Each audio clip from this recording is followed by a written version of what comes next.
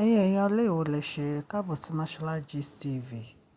Bí a ṣe gbọ́ wọ́n ní Kabiyesi, wọ́n ní ọkùnrin tí ó lọ sọ oògùn sí inú ilé wọn tó wà ní Lekki Royal Mansion wọn. Wọ́n ní tán arrest wọ́n ló ti ka Mariam o. Wọ́n ló ní Mariam òun ló gbé iṣẹ́ rán olóògùn. Olóògùn wá ní kóun lọ sọ oògùn sí inú ilé yẹn. Allegedly bá ṣe gbọ́ ni wọ́n ní ẹnu ya Kabiyesi. Ẹ̀yin èèyàn lé gist tèmi nìyẹn.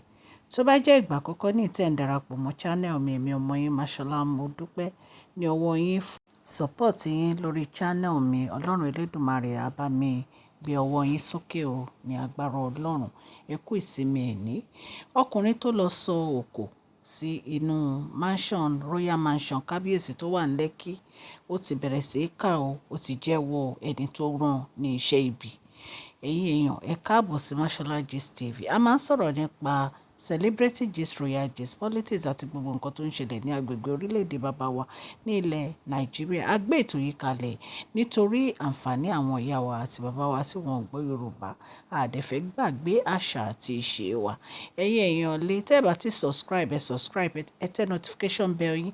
Ẹ wá fún fídíò yìí ní thumbs up torí ká bá fi mọ̀ bóyá ẹ̀ ń gbádùn. Ẹ̀yin èèyàn lè àǹtí wa wọ́n ṣe bẹ̀bẹ̀ ò nínú pálásì Kabiyesi. Ǹjẹ́ ó dáa kí àǹtí wa máa gbé àwọn olóògùn láti lọ́ọ́ máa sọ oògùn ibi, oògùn ìkà sí inú ilé ọkọ wọn? Ẹ̀yin èèyàn lé ẹ jẹ́ ká jọ gbọ́ gbogbo yìí. Ẹ mọ̀ pé ó ti bẹ̀rẹ̀ sí threatening Queen Naomi ìpè irọ́ ni, kì í ṣojú òun ni Kabiyesi àti Queen Naomi máa padà.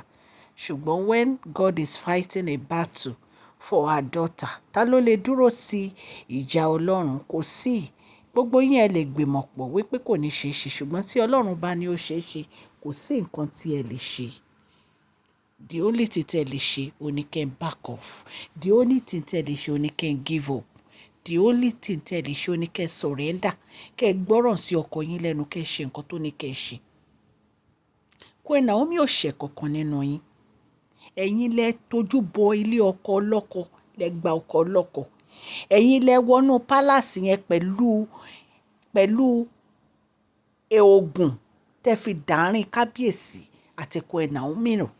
Because kì í ṣe ojú lásán lẹ wọnú pálásì yẹn. Gbogbo àṣírí yín ti ń tú. Àṣírí yín ètò kọ́kọ́ tú ni bàtà tẹ́ lọ mú. Mo máa ṣe gist bàtà yẹn máa gbé jáde. Bàtà tẹ́ lọ mú, wọ́n ní oníṣẹ́ ibi tẹ́ ẹ rán, wọ́n ló ti bẹ̀rẹ̀ sí í kà wípé ẹ mú bàtà ẹ fi pín Queen Naomi àti Kabiyesi níyà ni. Ẹ fi dàárín àwọn méjèèjì rú.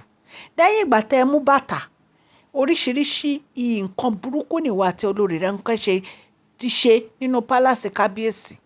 Gbogbo bẹ́ẹ̀ ṣe ń gbé àwọn èèyàn burúkú dìde kán wá máa sọ̀rọ̀ burúkú nípa Queen Naomi, gbogbo ẹ̀ pátápátá ní Kabiyesi ti mọ̀.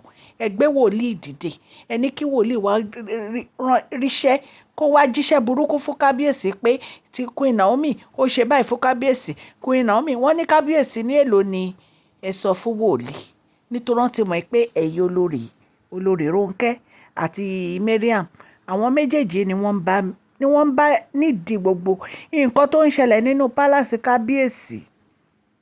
Kí ló dènà? Kí ló dènà tẹ́ ẹ ja èèyàn burúkú ayé àtọ̀run? Ìwọ ní kí olóògùn kó lọ máa sọ òkò sí inú ilé Kabiyesi, inú ilé ọkọ ẹ. Inú ilé ọkọ ẹ oníkólóògùn lọ máa sọ òkò síbẹ̀, òkò ògùn. Ẹ̀yin obìnrin yìí ẹ wicked o. Nǹkan tí Kabiyesi ò fi lè lé yín dànù mi ò mọ̀. Because kò sí nǹkan tẹ́ ń gbé ṣe fún Kabiyesi jẹ́ pé ẹ̀ ń ba Kabiyesi nínú jẹ́ lọ. Gbogbo ìwà tẹ́ ń wù, ìwà burúkú ayé àtọ̀run lẹ̀ ń wù. Kí ló dé? Ìgbà tí wọ́n ti ní wọ́n arrest máa yẹn, mo ti mọ̀ pé Mariam àbúrò rẹ̀ Rónkẹ́ náà máa bá ń bẹ̀. Ẹ mọ̀jọ ogun lọ láyé yín. Kí ló dé tẹ́ ń ba orúkọ yín jẹ́ báyìí? Ẹ̀yin ará ilé bá tún ṣe gbọ́ nìyẹn o, allegedly o. Wọ́n ní wọ́n ka Mariam o, wọ́n ní Mariam ológbólógùn dìde. Kí ló dé? Ṣé gbogbo owó tẹ́ ẹ ní ṣé òun lè fi máa ṣoògùn tán ni? Ṣé gbogbo owó tẹ́ ẹ ní ṣé òun lè fi máa ṣoògùn tán ni? èyí tún lágbára o. Ẹni tẹ́ ń jà ẹ̀ bá, ẹni tẹ́ ń lé ẹ̀ bá, ẹni tẹ́ ń jà ẹ̀ rí mú, ẹni tẹ́ ń bá jà ọlọ́run ló ń fèsì yín. Ó ní a gbọ́ pé èèyàn nǹkan lé olórí Rónkẹ́ nínú pálásì kábíyèsí tí ò rí, tí gbogbo àwọn èèyàn orí tó jẹ́ pé òun nìkan ló ń rí. Ṣé kìí ṣe araṣẹ́ ibi tẹ́ ń ṣe ni nǹkan fi ń lé olórí Rónkẹ́ nínú pálásì kábíyèsí? Wọ́n sọ ẹlẹ́ẹ̀jáwọ́, tó bá yẹ máa jáwọ́. Tẹ́yìn ò mọ̀ pé látijọ́ ìtẹ́ tí ń ṣe kò sí kankan tó jẹ ni. Ṣẹ́yìn ò mọ̀ pé látijọ́ ìtẹ́ tí ń ṣe tẹ́ ń sáré kiri, ẹ kàn ń sáré dànù lásán ni. Ṣé kò sú yín ni? Ṣé kò sú yín ni? Ìwọ Mariam ń sọ pé kábíyèsí ń dìsọ́nà ẹ láti fi ọ̀nà kó ẹ̀ náà. Ṣé ìwọ ni wọ́n máa ọ̀nà? Dúró náà, látọjọ́ tó ti dé pálásì ẹ, kí ló gbé ṣe fún kábíyèsí tó lè jẹ́ kán ọ̀nà ẹ̀? Kò sí nǹkan kan tó gbé ṣe fún kábíyèsí ju pé òun hùwà burúkú nínú pálásì lọ. Ọlọ́run ló mọ ibi tẹ́ ẹ ti wá, ìwà tó lórí Rónkẹ́. Ọlọ́run ló mọ ibi tẹ́yìn méjèèjì ti wá, ẹ̀yin èèyàn játijàti. Ìwọ ni wọ́n ọ̀nà Queen Naomi, wọ́n ọ̀nà Queen Naomi. Ṣé o fẹ́ máa fi rẹ wé Queen Naomi ni? O ò ní any quality as olórí. Ogun ló fi di olórí ogun. Ìwọ gan ti di babaláwo. Ìwọ èèyàn rádaràda. Ọ̀rọ̀ yín kéèyàn máa dákẹ́ ni. Tó bá yẹ wọ́n léèyàn bú yín, ẹ̀yin gan ṣé ẹ̀ hùwà ebú? Ó ní wọ́n ọ̀nà Queen Naomi. Tí wọ́n bá tún ọ̀nà Queen Naomi, ṣé wọ́n náà fẹ́ ọ̀nà? Ẹlẹ́ni síta nílé ọkọ ẹ̀ àtọmọ.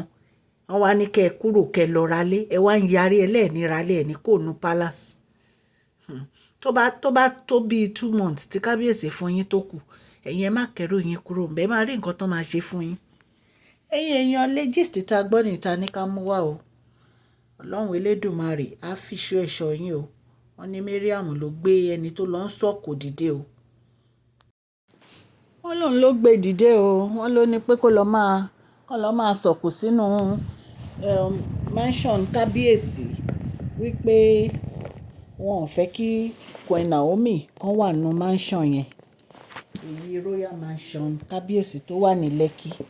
Wọ́n ló ní pé kábíyèsí ń dìsọ́nà òun láti ọ̀nà Queen Naomi. Ìjà tẹ́ ń jà tẹ́lẹ̀ wọ́n ẹ̀ ń jà ẹ̀dẹ̀ ń jẹ̀bi. Ọlọ́run á wà pẹ̀lú kábíyèsí àti Queen Naomi. Ọwọ́ ayé ò ní ká wọn o, ọwọ́ ọ̀tún ò ní ká wọn o. Ẹ̀yin èèyàn lé gist tá a gbọ́ níta mú wá fún yín. Etí tẹ́ fi ń gbọ́ mi ò ní di. Ọwọ́ tẹ́ fi ń tẹ subscribe, like, oníkan ìsàlẹ̀ àpò ní àṣẹ Ọlọ́run ọba. Òkè òkè ni ọlá yín á máa lọ. Please share this video, like and subscribe. God bless you all.